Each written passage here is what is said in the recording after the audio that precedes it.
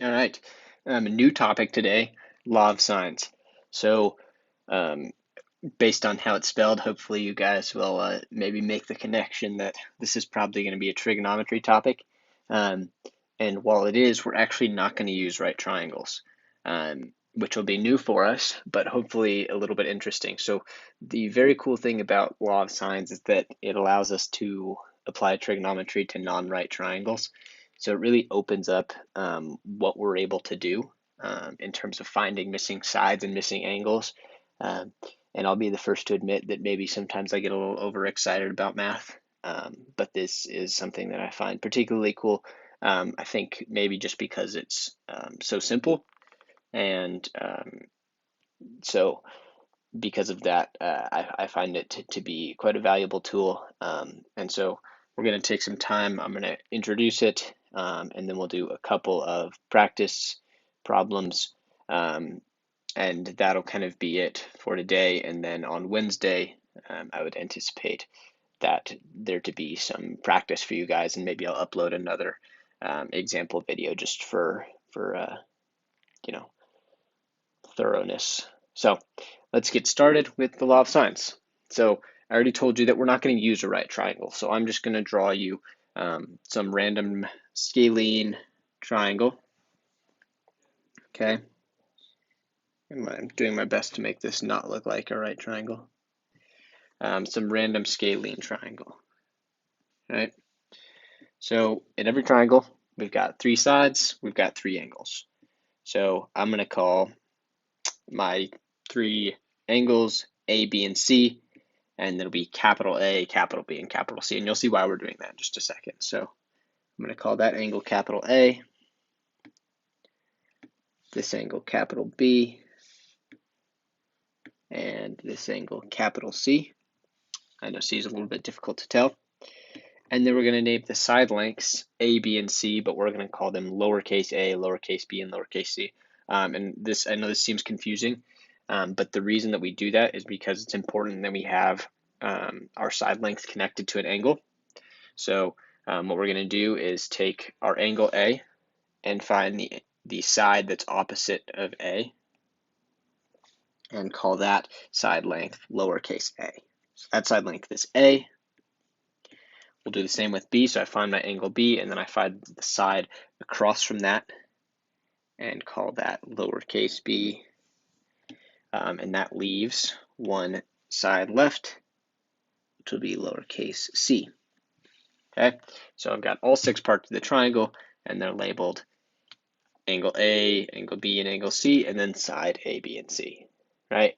And so presumably our goal would be, if I'm given, you know, a few of these things, that I should be able to use the law of sines to go about finding the other thing. So if I've got some angles and maybe a side, then I should be able to maybe find another side. Or if I've got some sides and an angle, then I should hopefully be able to find another angle.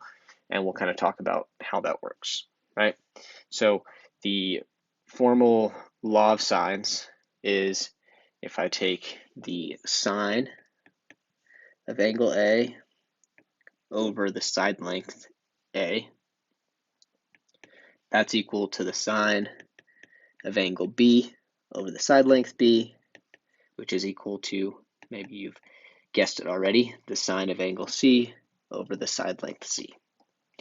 So really what we're doing here is we're saying, okay, well, we already talked about proportions and ratios, right?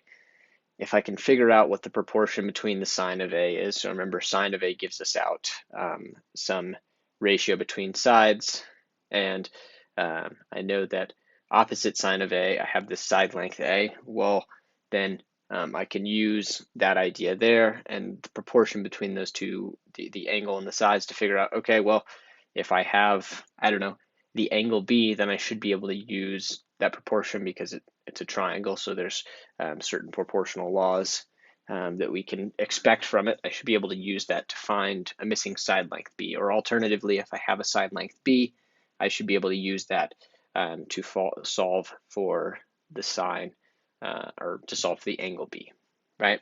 So um, kind of looking at what we'll need is we'll either need two angles and a side, or two sides and an angle. So we really need three pieces of information before we can go about using the law of sines. All right, and the reason that is because we're going to use any two of these. So we might use A and B, right? And then we're using this proportion, and we go about solving for one of the variables. So we would need, if we wanted to solve for the side length A, then I need the angle A, the angle B, and the side length B. Or alternatively, maybe I use B and C, right? But I still need three of those values. Maybe I'm using A and C, but I still need three of those values because in any expression, I need, if I have one equation, then I can solve for one variable. If I have two equations, I can solve for two. So in this case, I would only have one equation, which would mean that I would need to have all the other variables except for that missing one, and then I can go about solving it, right? So what does this look like? Well, let me give you a triangle, and we will try an example.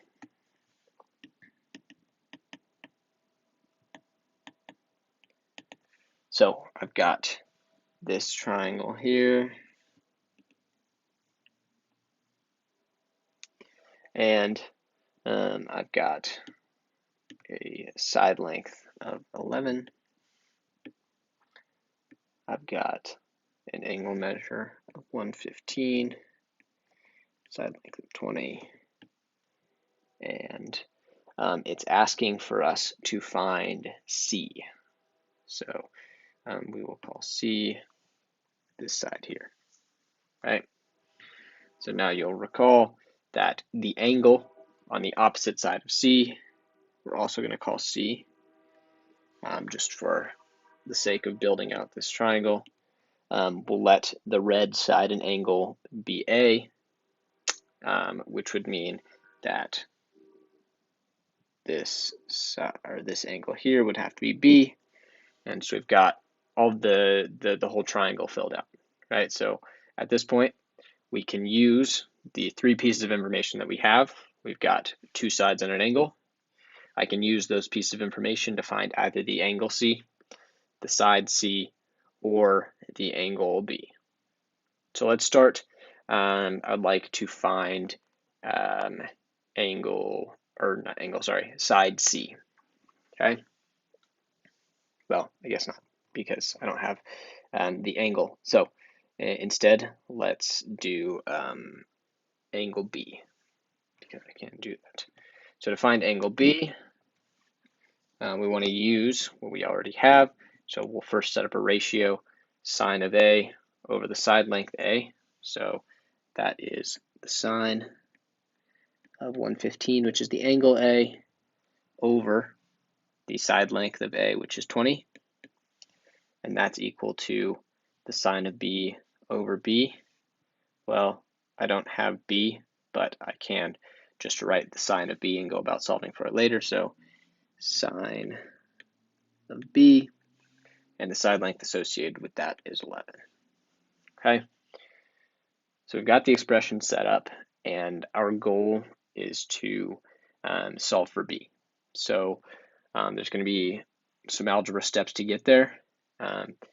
First thing that I'm seeing is that I think we should multiply both sides by 11, which removes 11 from the right side, and we'll start moving towards getting B by itself. So if I multiply both sides by 11, then I've got the sine of B. I think I saw some already. Sine of B is equal to 11 times the sine of 115 over 20. All right. Now, for those of you that may have some astute observations, how do we get rid of sine? Well, you got to use the opposite of sine, which is inverse sine, right? So if I use inverse sine, that would cancel out the sines. But if I do that to one side, then I have to do it to the other. And so what I now have is B is equal to the inverse sine of 11 times the sine of 115 divided by 20.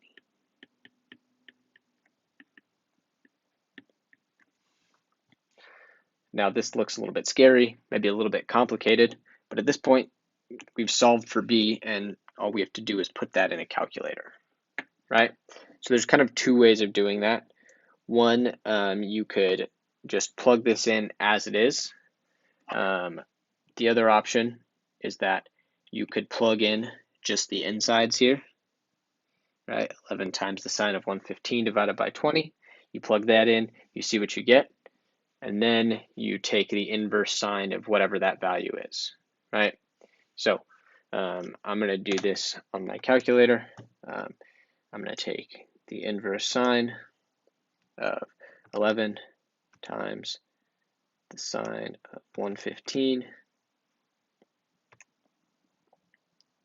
divided by 20, close the parentheses, and I get out that b is 29.9, and remembering that that is an angle, we'll want that to be in degrees,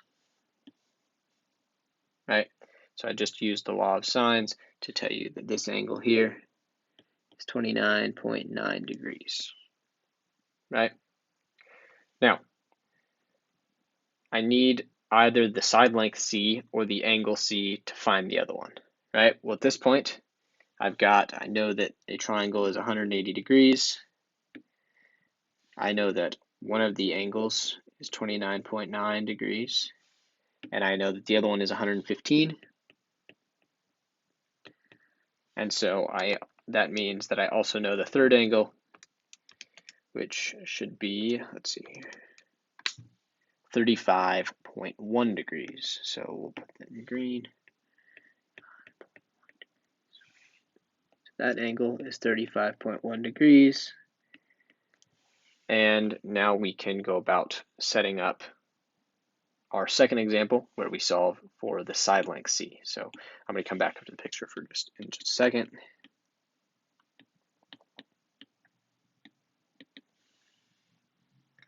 All right. Okay. So first things first, I want to set it up. So remember, I'm doing either sine of A over A or sine of B over B is equal to the sine of C over C. So sine of C over C doesn't change, so we'll do that.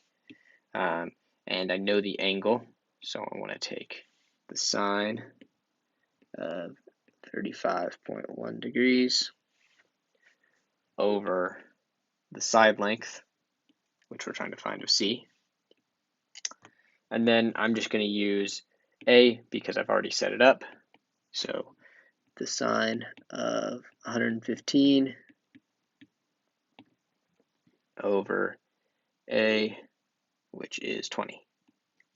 All right, so once again, I've got an expression set up, and we can use this to solve for C.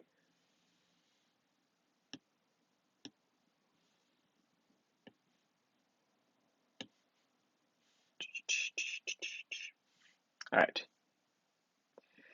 So our goal is to get C by itself in the numerator. So I think that it would be valuable to multiply both sides by C so that we can move it into the numerator and then start solving from there. So I'm going to multiply both sides by C. And now C is on the right side in the numerator. Got sine.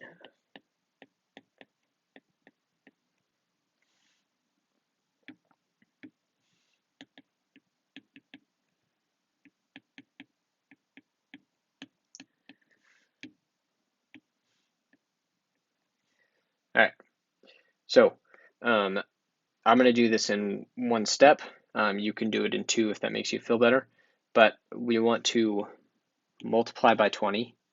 Right? What that's going to do is cancel it out on the right side there.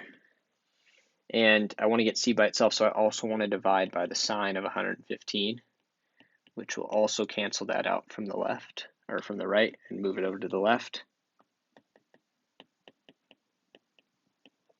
And so what I'm left with is that C is equal to 20 times the sine of 35.1 over the sine of 115.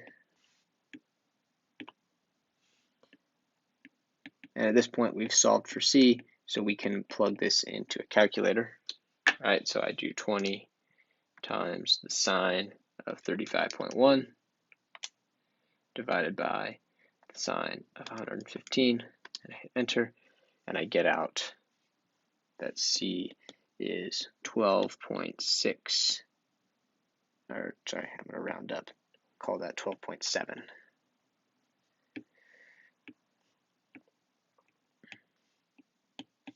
So this was a side length, and so our side length here is 12.7,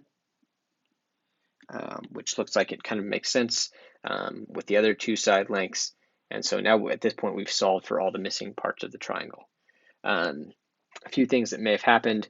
Maybe you are doing this in Desmos, plugging these in, and your answers aren't even close. I would check to make sure that you have your Desmos in degree mode. So on the right side, there's a wrench. You'll want to click that wrench and make sure at the bottom it says degrees, not radians.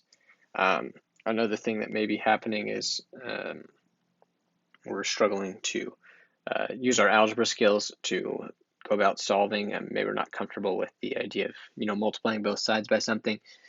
This is something that we're going to continue to practice, and we'll do more of on Wednesday when we have specific practice. For today, I would like for you guys to just watch this, and then we'll call that for today. Just take time, watch the video, try and digest what's happening. If you want to write it down and follow along, maybe taking notes might not be a bad idea to have something to reference on Wednesday when you have some practice problems. Otherwise, if you have any questions, please reach out to me via email. I hope you guys are all doing well. I miss you guys, and we're halfway there. We're almost we got 4 weeks left to the end of the semester, so it's coming quicker than you might expect. So keep up the good work, and once again, let me know if you have any questions.